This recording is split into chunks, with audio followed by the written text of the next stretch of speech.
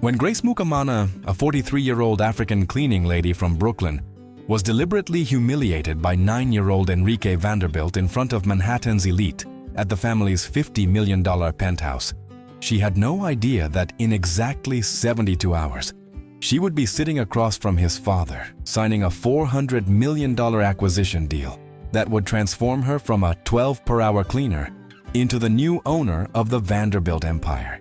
How did a woman who scrubbed toilets for racist millionaires, who was mocked for her accent and treated like she was invisible, manage to orchestrate the most shocking corporate takeover in Wall Street history?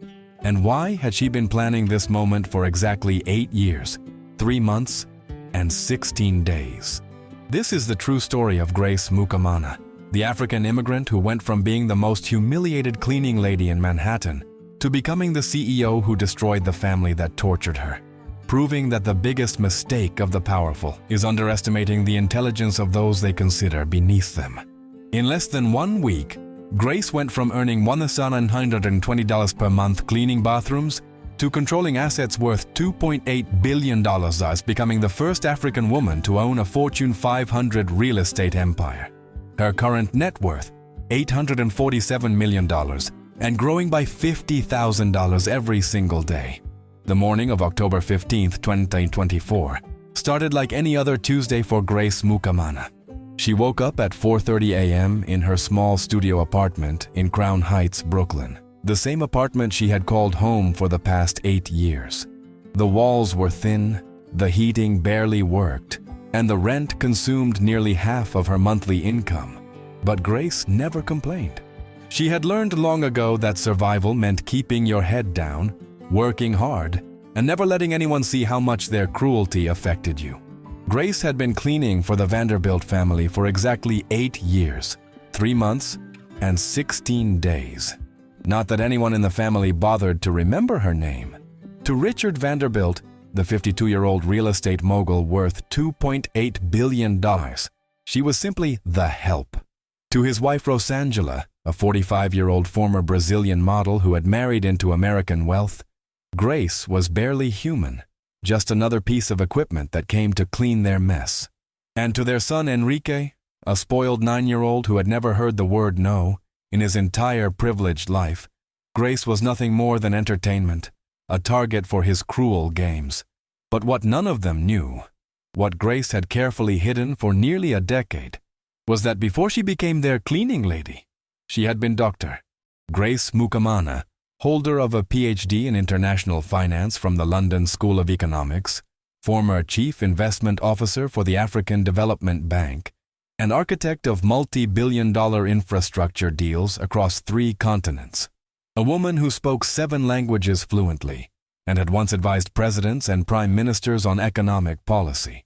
The reason Grace Mukamana, one of Africa's brightest financial minds, was scrubbing toilets in Manhattan was a story of heartbreak that would make anyone cry. But that story, that devastating truth, was about to explode in ways that would destroy the Vanderbilt family forever. As Grace took the subway from Brooklyn to Manhattan that Tuesday morning, she checked her phone one more time. The message was still there, the one she had been waiting for. All documents verified. Acquisition approved. Proceed as planned. Grace smiled slightly. The first genuine smile she had allowed herself in years. After 8 years, 3 months, and 16 days of humiliation, today was finally the day. The Vanderbilt penthouse occupied the entire top floor of a 40-story building overlooking Central Park. Grace had been there so many times she knew every marble tile, every imported chandelier, every piece of art that cost more than most people made in a lifetime. She knew which rooms the family spent time in, which conversations they thought were private, and most importantly, she knew their secrets, all of them. When Grace arrived at 6 a.m., using the service entrance as always, the penthouse was already buzzing with activity. Rosangela was in full panic mode, barking orders in her heavily accented English mixed with Portuguese curse words. Today was the day of Richard's most important business meeting of the year. A gathering of Manhattan's real estate elite who were coming to the penthouse to celebrate the launch of Vanderbilt's newest project, a $400 million luxury development that would, according to Richard's boasts, cement the Vanderbilt legacy for the next generation. What Richard didn't know was that his entire empire was built on a foundation of lies, corruption, and stolen opportunities. What he especially didn't know was that Grace had spent the last 8 years documenting every illegal deal, every bribed official, every tax evasion scheme, and every piece of evidence that would not only destroy his reputation, but land him in federal prison for the next 20 years. But revenge wasn't Grace's only motivation. The real reason she had endured 8 years of humiliation was much more personal, much more heartbreaking, and when that truth came out, even the coldest hearts would be moved to tears. Grace began her work as she always did, methodically and invisibly. She cleaned the marble floors, polished the crystal glasses, and prepared everything for the guests who would arrive at 3 p.m. She had learned to move like a ghost through the penthouse, completing her tasks while remaining completely unnoticed by the family. It was a skill that had served her well over the years, allowing her to overhear conversations and observe behaviors that the Vanderbilts would never want exposed. Around 10 a.m., Grace was in the kitchen putting the finishing touches on the elaborate cake display when she heard the familiar sound of Rosangela's heels clicking against the marble floor. The woman was approaching, and Grace could already sense her foul mood from the aggressive pace of her footsteps. "Grace!" Rosangela's voice cut through the air like a knife, sharp and condescending. "What are you doing with those cakes? Can't you see they're not arranged properly? Do I have to do everything myself?" Grace looked at the cake display she had just finished. The 3-tier chocolate masterpiece was positioned exactly as Rosangela had requested the day before, surrounded by perfectly arranged petit fours and artisanal desserts that had cost more than Grace's monthly rent. Everything was immaculate, but Grace knew that finding fault with her work was one of Rosangela's favorite pastimes. "I arranged them exactly as you requested yesterday, Mrs. Vanderbilt," Grace replied in her careful, accented English, keeping her voice respectful despite the unfairness of the criticism. Rosangela stepped closer, her perfectly manicured nails tapping against the marble counter. She was wearing a dress that cost $8,000, jewelry worth more than most people's cars, and an expression of pure disdain. "Don't argue with me. I can see with my own eyes that this is wrong. Maybe if you actually paid attention instead of daydreaming about whatever it is you people dream about, you could do something right for once." The casual racism in Rosangela's words hung in the air like poison, but Grace had heard variations of this insult thousands of times over the past 8 years. She had developed a thick skin out of necessity, but today felt different. Today, Grace allowed herself to imagine how Rosangela's expression would change in just a few hours when she learned the truth. "I'll fix it immediately, Mrs. Vanderbilt," Grace said, beginning to rearrange the cakes that were already perfect. "See that you do." "And Grace?" Rosangela paused, her voice dripping with false sweetness. "Try to stay out of sight when the guests arrive. I don't want them to see, well, you know what I mean. This is a high-class gathering, and appearances matter."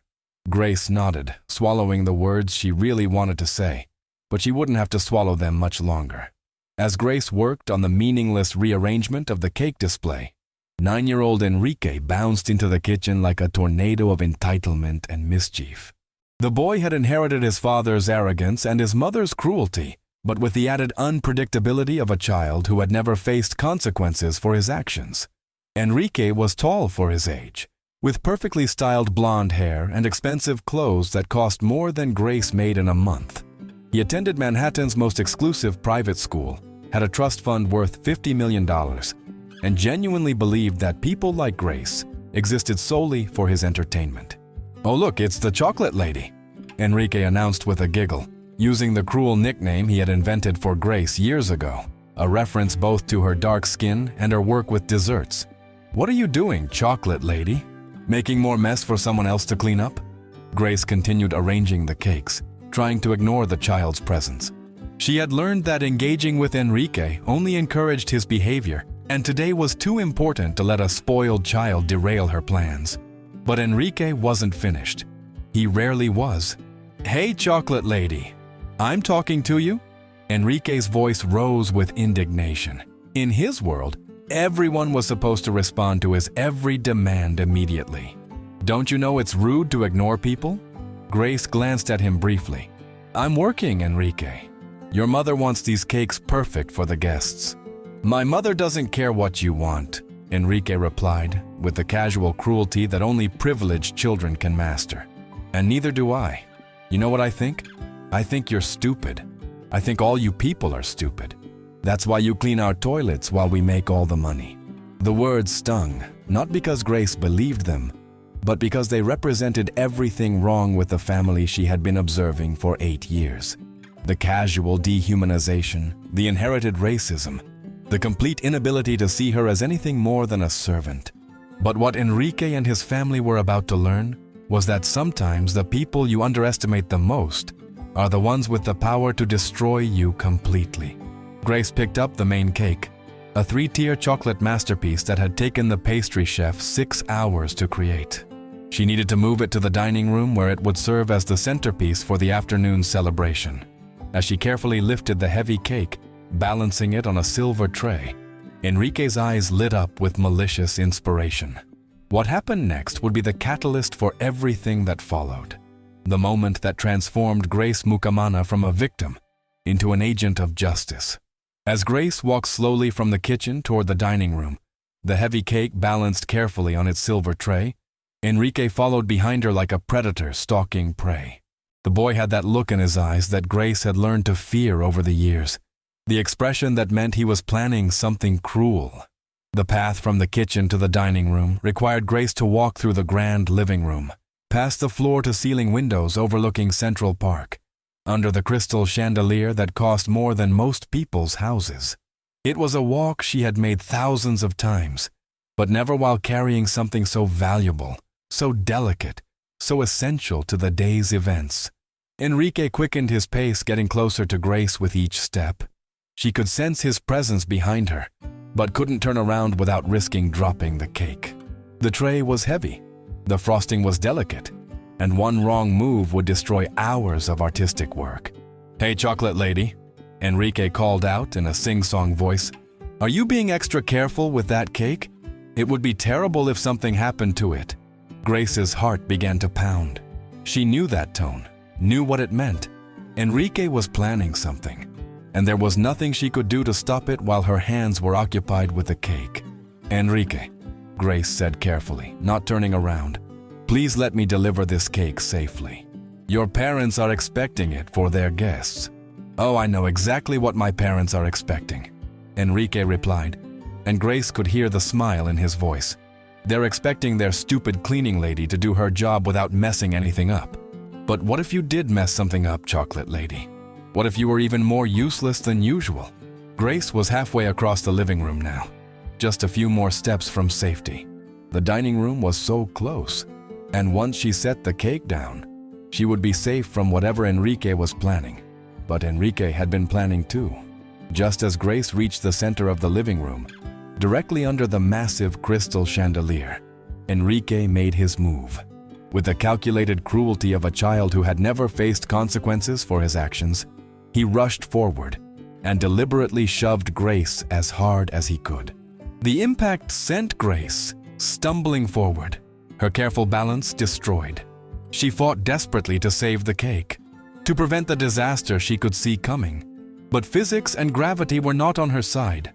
The silver tray tilted, the 3-tier cake slid forward, and in a moment that seemed to last forever, the entire masterpiece crashed to the floor in an explosion of chocolate, frosting, and broken dreams. The cake didn't just fall, it exploded.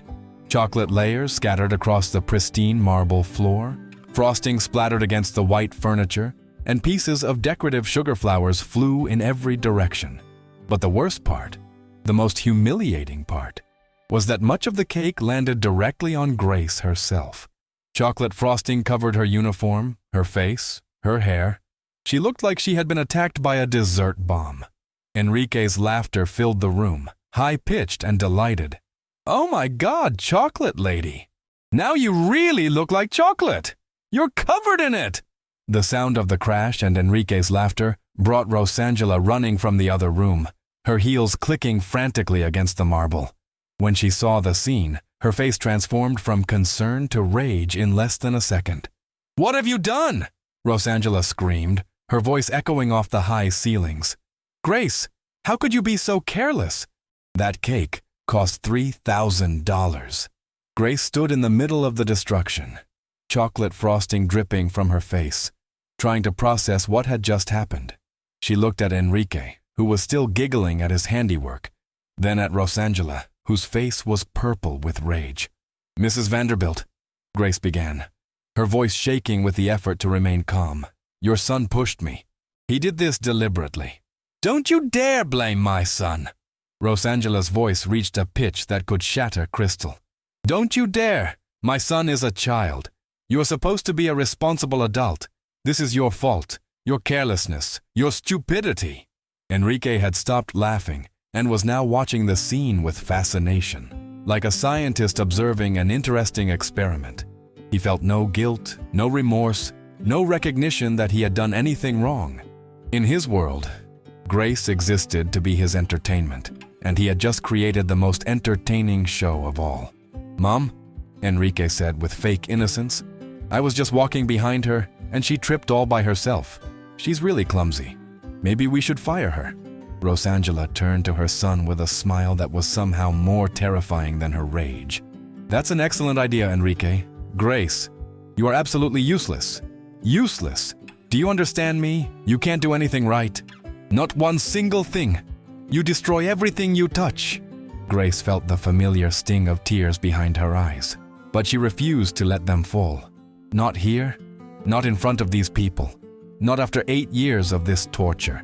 She had endured worse, survived worse, and she would survive this too. "I have been working for your family for over 8 years, Grace said, her voice steady despite the chocolate frosting still dripping from her face. "I have never broken anything, never caused any problems, never given you any reason to complain about my work. Your son pushed me deliberately, and you know it." "8 years of what?" Rosangela shrieked. "8 years of mediocrity, 8 years of barely acceptable work, 8 years of me having to supervise you like a child? Because you can't be trusted to do anything properly." The injustice of the accusation hit Grace like a physical blow. 8 years of arriving early and staying late. 8 years of cleaning up after people who treated her like she was less than human. 8 years of perfectionism, of going above and beyond, of making their lives easier while they made hers miserable. "I have guests arriving in 5 hours, Rosangela continued, her voice growing more venomous with each word. 5 hours. And my centerpiece cake is destroyed because of your incompetence. Do you know how embarrassing this is? Do you know how this makes me look?" Grace looked around at the destruction, at the chocolate and frosting covering the pristine floor, at the smug expression on Enrique's face, at the rage on Rosangela's face. For 8 years, 3 months, and 16 days, she had endured this treatment. For over 8 years, she had bit her tongue, kept her head down, and accepted their abuse. But not today. Today was different. "I know exactly how this makes you look," Grace said quietly, her voice cutting through Rosangela's hysteria like a knife through butter. There was something in Grace's tone that made Rosangela pause mid-rant. Something different. Something that hadn't been there before. For the first time in 8 years, Grace wasn't apologizing, wasn't cowering, wasn't accepting blame for something that wasn't her fault. "What did you just say to me?" Rosangela asked, her voice dropping to a dangerous whisper. Grace looked directly into Rosangela's eyes, and for the first time in 8 years, she didn't look away. "I said I know exactly how this makes you look. It makes you look like what you are. A cruel woman who raised a cruel child, living in a house built on lies and corruption, treating people like garbage because you think your money makes you better than everyone else." The silence that followed was deafening. Enrique's mouth fell open in shock. Rosangela's face went from purple to white to purple again. And Grace, covered in chocolate frosting and standing in the ruins of a $3,000 cake, felt more powerful than she had in 8 years. "Get out!" Rosangela screamed, pointing toward the door with a trembling finger. "Get out of my house right now! You're fired! Do you hear me? Fired! I never want to see your face again." Grace smiled, and it was not a friendly smile. "Don't worry, Mrs. Vanderbilt. You'll be seeing my face again very soon, much sooner than you think. And when you do, you're going to remember this moment and realize that it was the biggest mistake of your entire miserable life." Without another word, Grace walked toward the door, leaving chocolate footprints on the pristine marble. As she passed Enrique, she stopped and looked down at the boy who had just destroyed his own family's future without even knowing it. "Enrique," she said softly, "one day you're going to learn that actions have consequences. Today is that day." Enrique tried to maintain his smug expression, but something in Grace's voice made him take a step backward.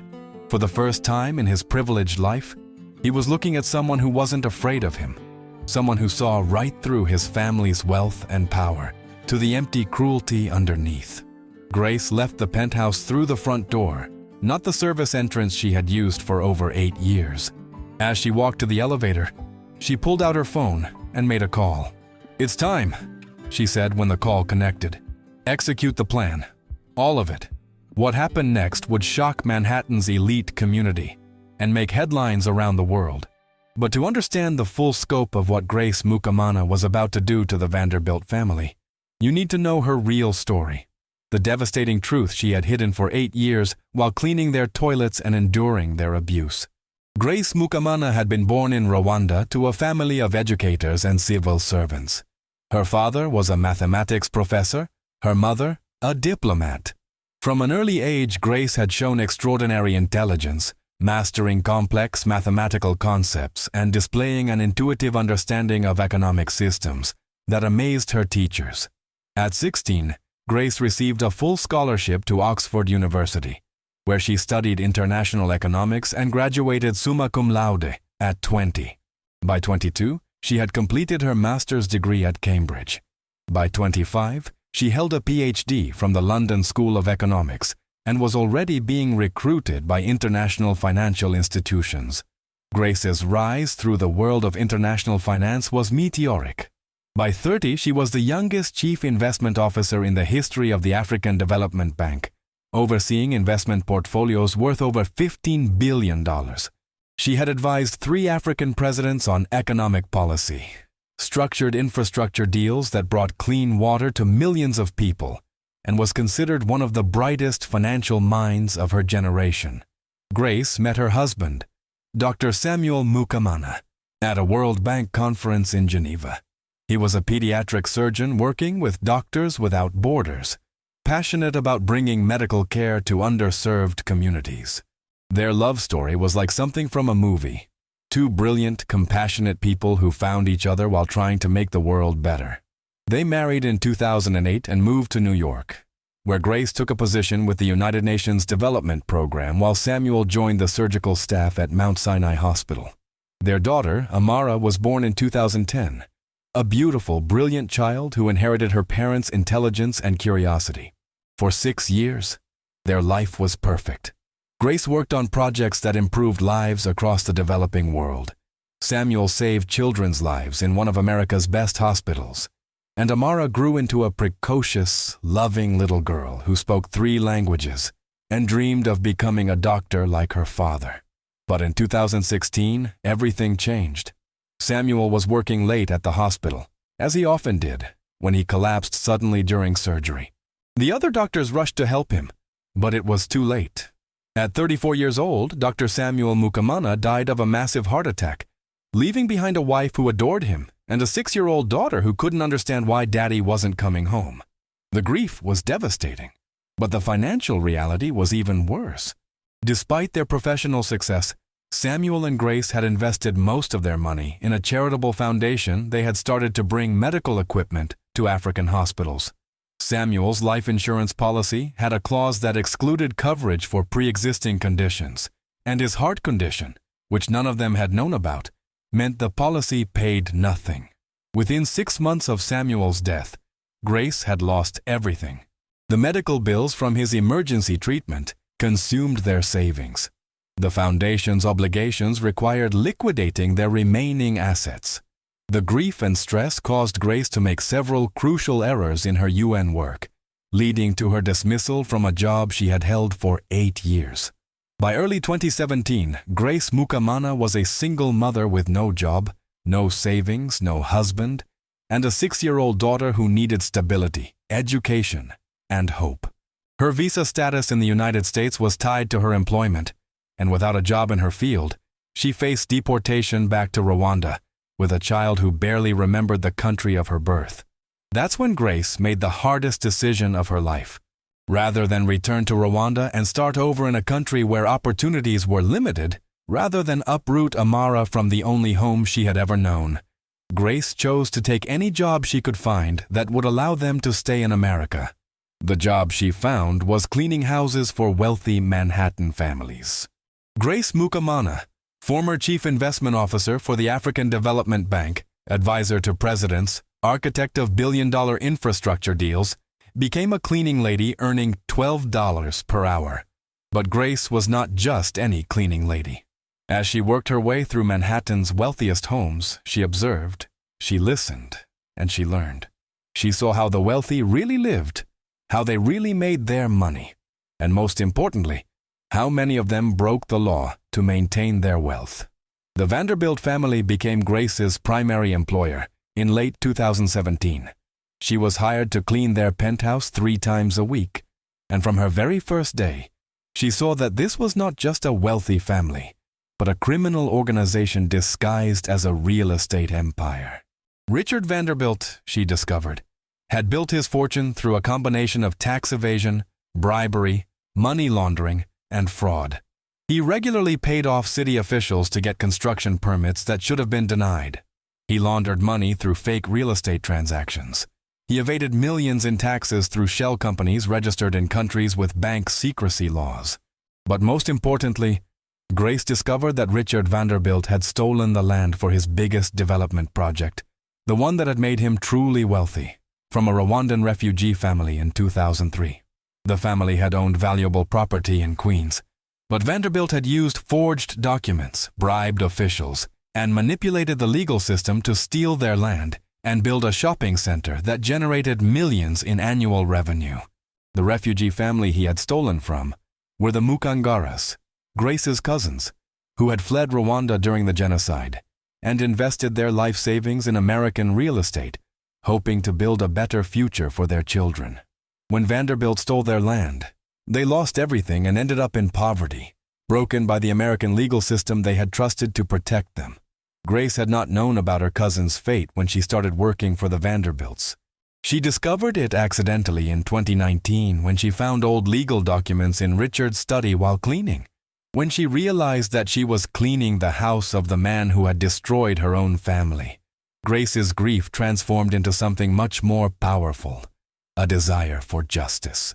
For the next 5 years, while enduring daily humiliation from Rosangela and Enrique, while being treated like she was invisible and worthless, Grace was actually building a case that would destroy the Vanderbilt empire forever. Using her advanced knowledge of international finance and her access to the Vanderbilt penthouse, Grace documented every crime, every bribe, every fraudulent transaction.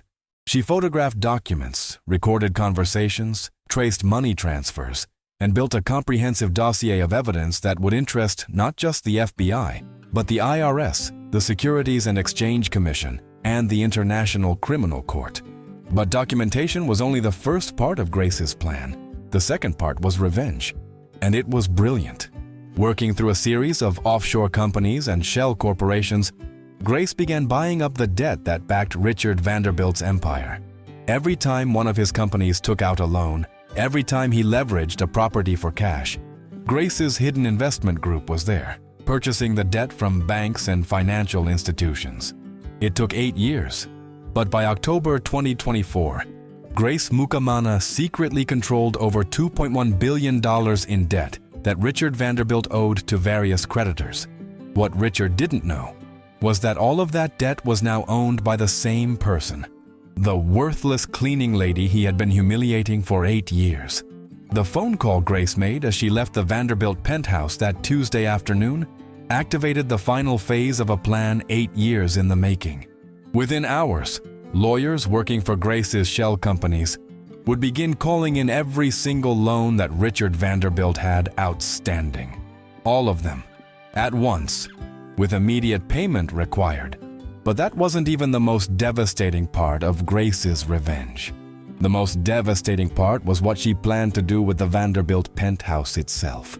Grace had discovered that due to a complex web of mortgages, liens, and leveraged loans, the penthouse that Richard thought he owned free and clear was actually collateral for 17 different financial instruments, all of which were now controlled by Grace's investment group. When those instruments were called in simultaneously, Richard would have exactly 72 hours to pay $847 million or lose the penthouse, along with everything else he owned. And Grace knew, because she had been managing his finances from the shadows for years, that Richard Vanderbilt did not have $847 million in liquid assets. He was rich on paper but cash poor in reality, with most of his wealth tied up in properties and investments that couldn't be quickly liquidated. In other words, Richard Vanderbilt was about to lose everything he had stolen over the course of his criminal career, and it was all going to be legal, documented, and absolutely devastating. But Grace's plan had one more twist that would make it the most talked about corporate takeover in Wall Street history. At exactly 3 p.m., just as Grace had been fired and humiliated by Rosangela, Richard Vanderbilt's most important business meeting of the year was beginning in the same penthouse where his son had just destroyed his family's future. The meeting included 15 of Manhattan's most powerful real estate developers, 3 city council members, a federal judge, and representatives from 6 major investment banks. They were all there to celebrate the launch of Richard's latest project and to discuss investment opportunities that would make them all even wealthier. What none of them knew was that they were about to witness the complete destruction of Richard Vanderbilt's empire in real time. The first call came at 3:47 p.m., just as Richard was making his presentation about projected profits and return on investment. His assistant knocked on the conference room door with an apologetic expression. "Mr. Vanderbilt, I'm sorry to interrupt, but there's an urgent call from First National Bank. They say it's about your construction loan for the Brooklyn project." Richard excused himself, annoyed at the interruption but not yet concerned. Construction loans were routine, and he had excellent relationships with all his lenders. He stepped into his private office and took the call. "Richard, this is Dave Chen from First National," the voice on the phone said. And Richard could hear tension that immediately put him on alert. "We have a problem. Your loan has been sold to another entity, and they're calling it in immediately. Full payment required within 72 hours. Richard felt his blood pressure spike. "What do you mean it's been sold? We have an agreement. The loan isn't due for 3 years." "I know, Richard, but these things happen. The debt was purchased by a company called Amara Holdings, and they have the right to demand immediate payment. The amount due is $67.3 million. Before Richard could respond, his assistant was knocking on the door again. Another urgent call, this one from Metropolitan Trust about his Manhattan office building mortgage. The second call was identical to the first. The loan had been sold to the same company, Amara Holdings, and immediate payment was required. Another $89.7 million. By the time the fifth call came in, Richard Vanderbilt was beginning to understand that he was under attack.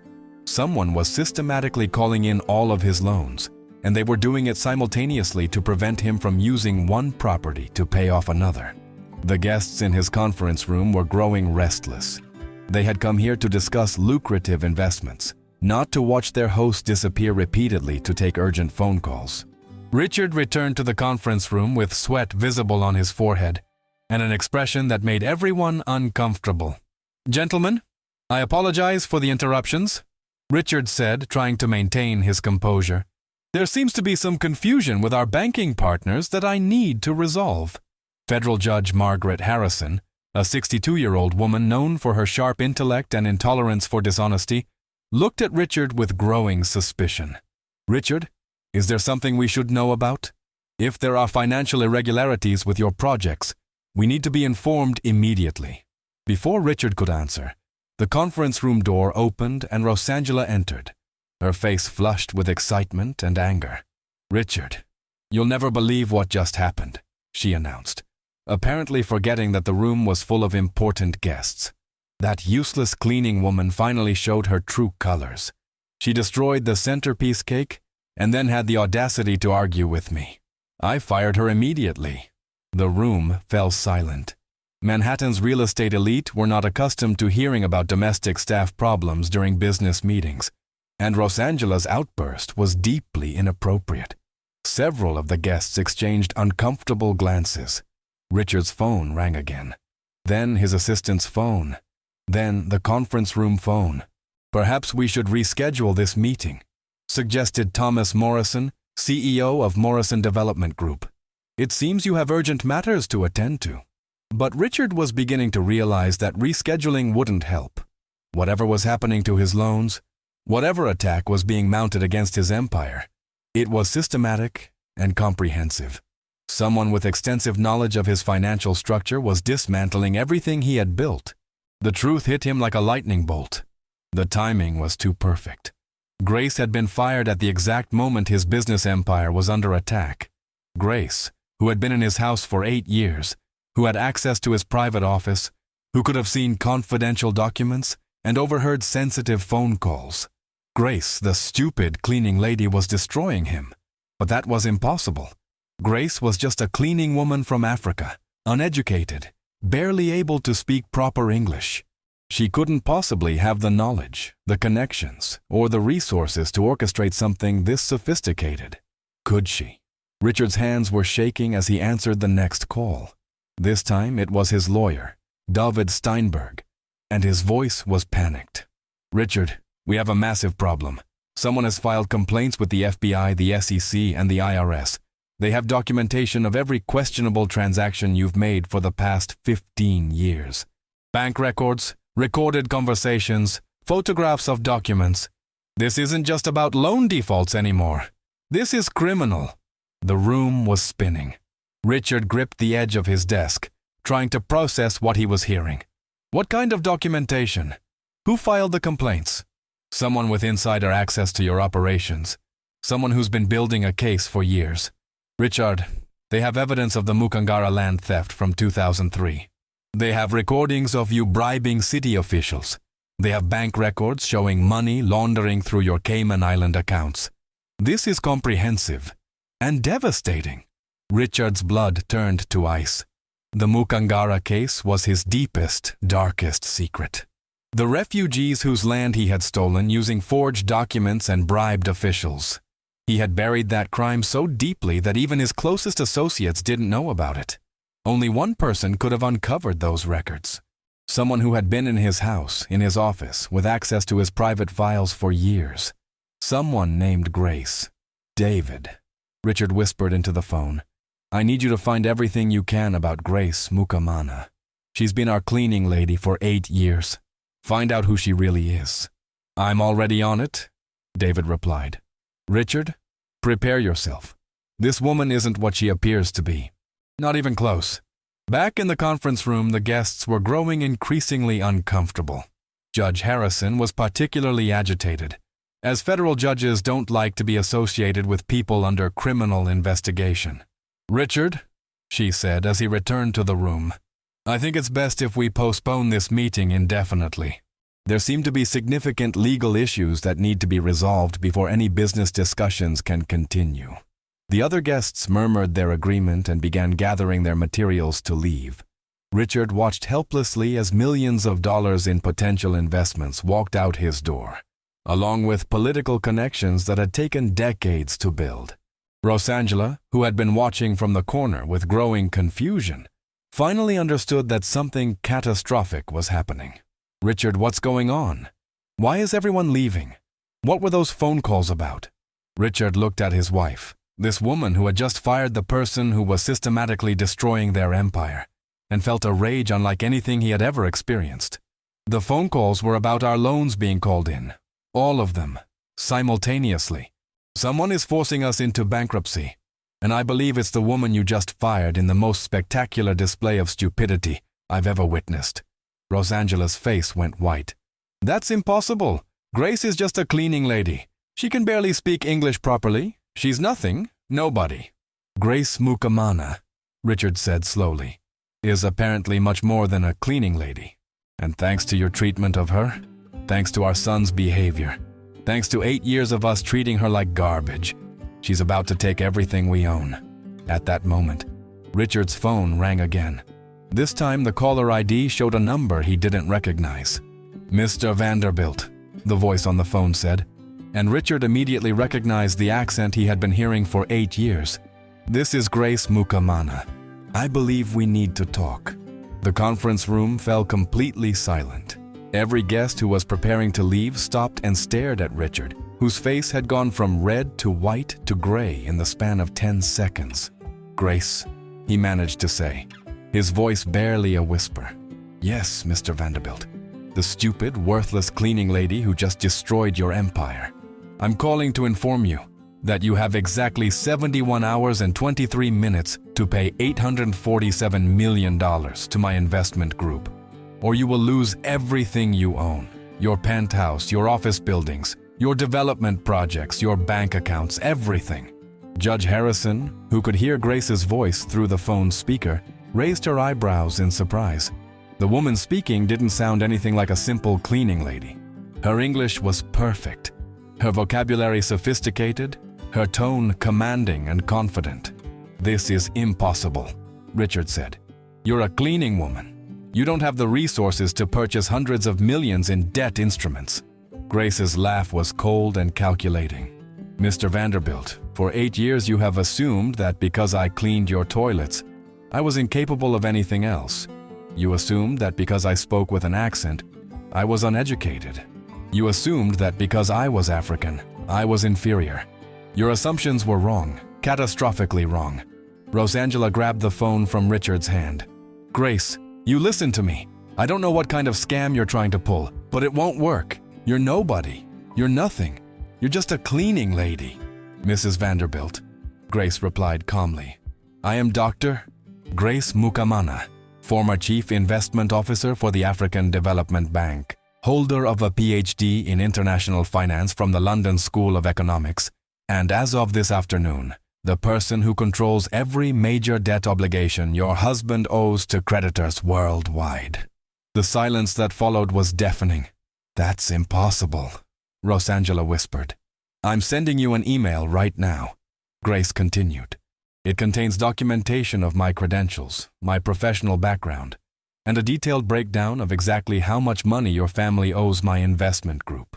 You'll also find evidence of every crime your husband has committed over the past 15 years, including the theft of land from the Mukangara family in 2003. Richard's laptop chimed with an incoming email. With trembling hands, he opened it and saw a 247-page document that made his worst nightmares look optimistic. The first page was Grace's CV: Oxford, Cambridge, London School of Economics, African Development Bank, United Nations Development Program. Awards, honors, professional achievements that read like a summary of international finance's brightest stars. The second page was a breakdown of debt obligations totaling $847,293,847,033, all owned by something called the Amara Holdings Group. The remaining 245 pages were evidence of criminal activity so comprehensive and damning that Richard knew he was looking at a federal prison sentence of 20 to 30 years. "How?" was all Richard could manage to say. "How did I document your crimes while cleaning your house? How did I build a financial empire while you thought I was too stupid to understand money? How did I spend 8 years planning the perfect revenge while you and your family treated me like I was subhuman?" Grace paused, and when she continued, her voice carried 8 years of suppressed pain and anger. "I did it by being smarter than you ever imagined possible. I did it by using the one advantage I had that you never considered. You thought I was invisible. For 8 years, you discussed your illegal business deals in front of me because you assumed I was too stupid to understand what you were talking about. You left confidential documents on your desk because you assumed I couldn't read them. You made phone calls about bribes and money laundering while I was in the room because you assumed I was nothing more than furniture." Judge Harrison was now listening intently. As a federal judge, she was hearing confessions to crimes that fell under her jurisdiction. and she was mentally preparing to recuse herself from any future legal proceedings involving the Vanderbilt family. "But the most important thing you did," Grace continued, "was give me access to your financial records. Every bank statement, every loan document, every contract and agreement that passed through your home office. I photographed everything. I documented everything. And I used my advanced knowledge of international finance to understand exactly how your criminal empire was structured." Richard was staring at the email in horror. The evidence was overwhelming, undeniable, and absolutely devastating. Bank records showing bribes to city officials, recorded conversations about tax evasion, photographs of forged documents, evidence that would not only destroy his business empire, but land him in federal prison for the rest of his life. "The Mukamana family," Grace said, and her voice became even colder, "were my cousins. The land you stole in 2003 belonged to my family. Refugees who came to America hoping for a better life, only to have their dreams destroyed by a criminal who used forged documents and bribed officials to steal everything they owned." Rosangela let out a small gasp. The pieces were finally coming together, and the picture they formed was terrifying. "You destroyed my family once," Grace continued, "but when you hired me as your cleaning lady 8 years ago, you gave me the opportunity to study you, to learn your weaknesses, and to plan the perfect revenge. Every day for 8 years, I endured your insults, your racism, your cruelty, because I knew that eventually I would have enough evidence and enough financial leverage to destroy you completely." The conference room guests were now openly staring. This wasn't just a business meeting anymore. It was the revelation of one of the most sophisticated revenge plots any of them had ever witnessed. "What do you want?" Richard asked, his voice defeated. "I want justice," Grace replied. "I want you to experience the same financial devastation you inflicted on my family. I want you to know what it feels like to lose everything because of someone else's greed and corruption." "How much?" Richard asked. "How much to make this go away?" Grace laughed, but there was no humor in it. "Mr. Vanderbilt, there is no amount of money that will make this go away. The criminal evidence I've gathered is already in the hands of federal investigators. The debt obligations are real and legally binding. In 71 hours and 18 minutes, if you cannot pay $847 million, I will own everything you currently possess." "I don't have that much liquid capital," Richard admitted. "My wealth is tied up in properties and investments that can't be quickly liquidated." "I know," Grace said simply. "I've been managing your financial portfolio from the shadows for 3 years. I know exactly what you own, what you owe, and what you can access quickly. You have $23.7 million in immediately available assets. You need $847 million. The mathematics are not in your favor." Thomas Morrison, who had been listening in fascination, couldn't contain his curiosity any longer. "Grace, this is Tom Morrison from Morrison Development. What you've accomplished is remarkable. But what's your endgame? What happens after you bankrupt the Vanderbilts?" Grace's voice softened slightly. "Mr. Morrison, my endgame is simple. I'm going to use the Vanderbilt assets to establish a foundation that provides educational and financial opportunities for African refugees in America. The same opportunities that my family was denied when their land was stolen." She paused, then continued with quiet determination. "I'm going to transform Richard Vanderbilt's criminal empire into something that actually helps people instead of exploiting them. Every property he stole, every dollar he gained through corruption, will be used to give refugee families the chances they deserve." Judge Harrison nodded approvingly. "That's a noble goal, Dr. Mukamana. But what about the criminal charges? If you have evidence of the crimes you've described, shouldn't Mr. Vanderbilt face prosecution?" "Your Honor," Grace replied, apparently recognizing the judge's voice, "the criminal charges are not my responsibility. I've provided all evidence to the appropriate federal agencies. Whether Mr. Vanderbilt faces prosecution is up to the justice system." Richard was frantically calculating in his head, trying to find a way out of the trap that had been 8 years in the making. "Grace, surely we can negotiate something. I can liquidate some properties, raise capital, pay you a significant settlement. "Mr. Vanderbilt," Grace said, "the time for negotiation was 8 years ago when you decided to treat me like I was subhuman. The time for negotiation was every day that you allowed your wife to insult me and your son to humiliate me. The time for negotiation was this morning when Enrique deliberately destroyed the cake, and you chose to blame me instead of teaching your child that actions have consequences." Enrique, who had been unusually quiet during this entire exchange, finally spoke up. "But I didn't know. I was just playing. I didn't know she was important." Grace's voice became gentle, almost sad. "Enrique, that's exactly the problem. You didn't think I was important. You thought it was acceptable to hurt me because I was just a cleaning lady. You thought my feelings didn't matter because I was just there to serve your family." She paused, then continued with quiet intensity. "But every person is important, Enrique. Every person deserves respect and dignity, regardless of their job or their accent or the color of their skin. Your parents never taught you that lesson, and now your entire family is going to pay the price for that failure." Rosangela was crying now, mascara running down her face as she realized the magnitude of what was happening. "Grace, please. I'm sorry. I'm sorry for how we treated you. I'm sorry for the things I said. Please don't destroy our family." "Mrs. Vanderbilt," Grace replied, "for 8 years you had the opportunity to treat me with basic human decency. For 8 years you could have chosen kindness over cruelty. You chose cruelty every single time. Now you're experiencing the consequences of those choices." The phone call ended, leaving the conference room in complete silence. Richard stared at his laptop screen, at the evidence that would end his freedom and his fortune. Rosangela sobbed quietly in the corner. Enrique looked confused and frightened, finally beginning to understand that his actions had destroyed more than just a cake. The guests slowly gathered their belongings and left, each of them knowing they had witnessed something unprecedented in Manhattan's business world. Judge Harrison was the last to leave, and she paused at the door. "Richard," she said quietly, "if even half of what Dr. Mukamana documented is true, you're facing serious federal charges. You should contact a criminal defense attorney immediately."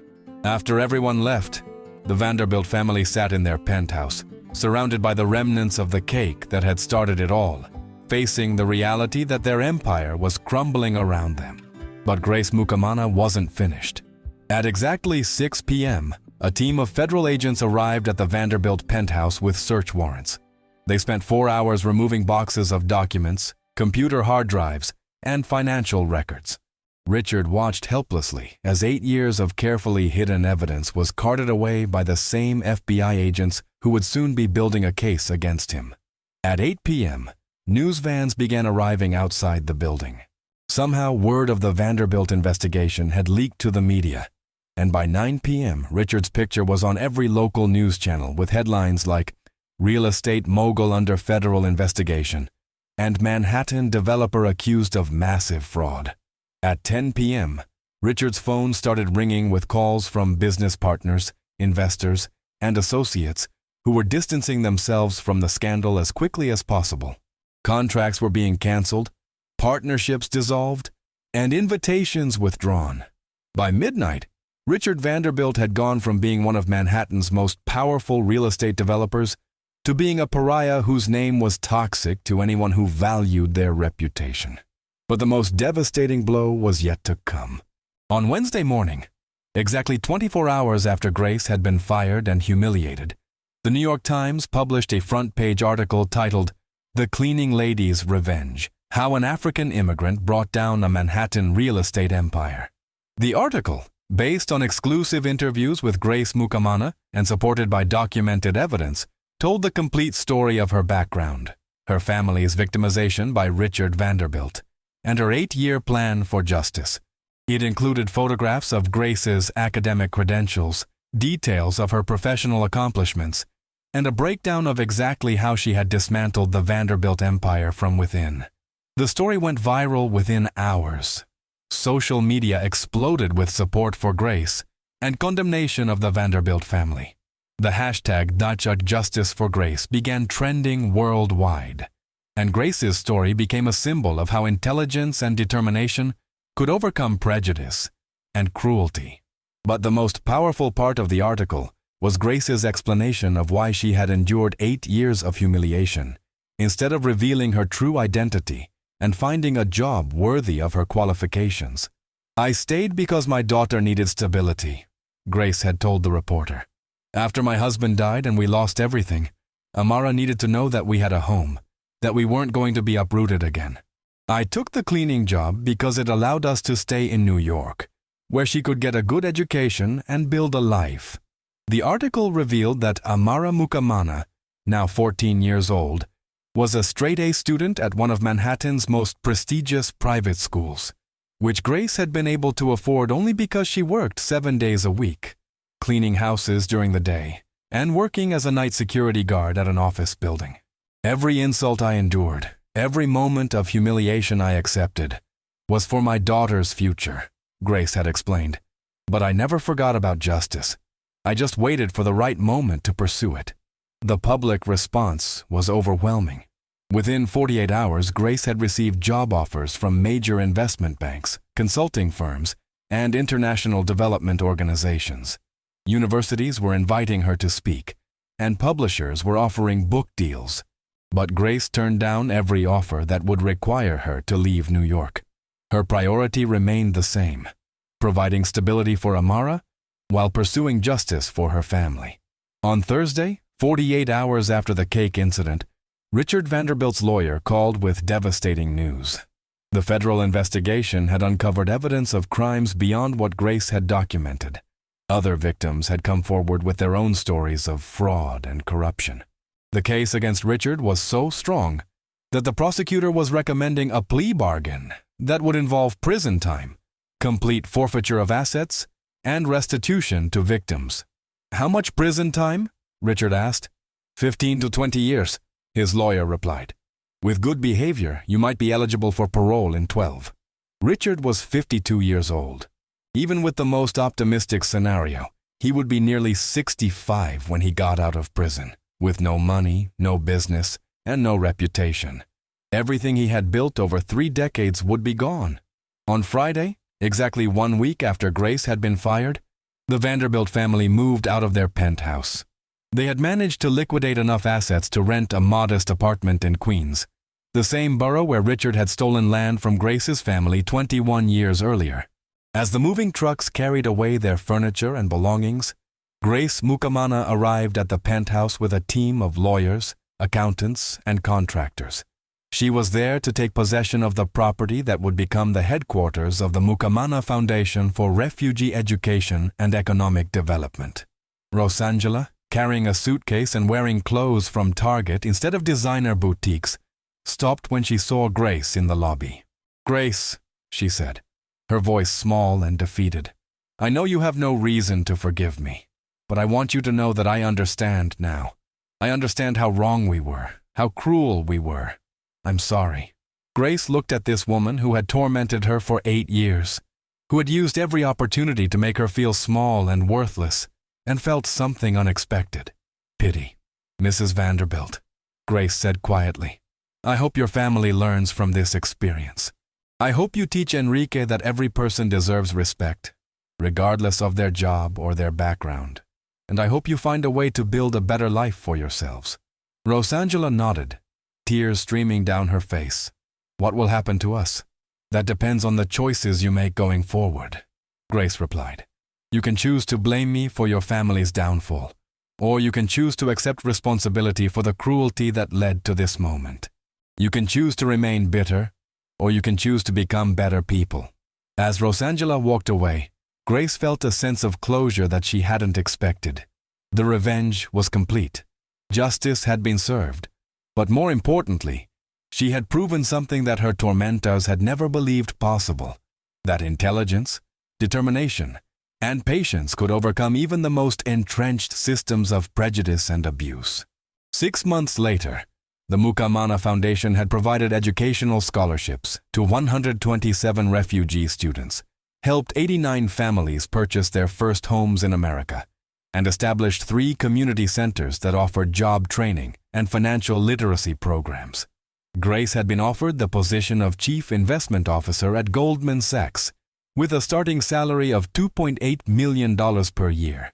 But she had turned it down to focus on the foundation's work. Money was never the goal. She told a reporter from Forbes magazine, "Justice was the goal. Creating opportunities for others was the goal. Making sure that what happened to my family never happens to another refugee family was the goal." Richard Vanderbilt was sentenced to 18 years in federal prison. Rosangela found work as a translator for a social services agency, using her Portuguese and English skills to help other immigrant families navigate American bureaucracy. Enrique, now 10 years old, was enrolled in public school for the first time in his life, where he was slowly learning that his family's wealth and status didn't make him better than his classmates.